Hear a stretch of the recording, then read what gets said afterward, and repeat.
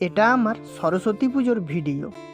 আর এই পুজোর দিনটা আমরা কি করলাম সবটাই তোমাদেরকে এই ভিডিওটার মধ্যে দেখাবো। জানি পুজোর ভিডিওটা আসতে একটু লেট হয়েছে, আর এখন এই পুজো পার্বণগুলো আমার একদমই ভালো লাগে না। আগে ছোটোবেলায় খুব ভালো লাগতো এই সরস্বতী পুজোটাকে। আমি নেহাত চোর ছিলাম না, কিন্তু এই সরস্বতী পুজোর দিনটা সবাইকে চোর সাজতেই হতো। কেন? লোকের বাড়ি থেকে ফুল চুরি করে আনতে হতো। আমার নেহাত মনে পড়ছে না, মনে হচ্ছে ক্লাস 2 অথবা 3-তে ফুল চুরি করতে গিয়েছিলাম।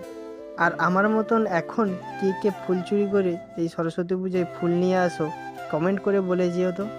আমি জানি 100%ই না বলবে, কেননা এখন ফুল তো কিনতেই পাওয়া যায়, আর চুরি করার ব্যাপারটা আসবেই কোথা থেকে?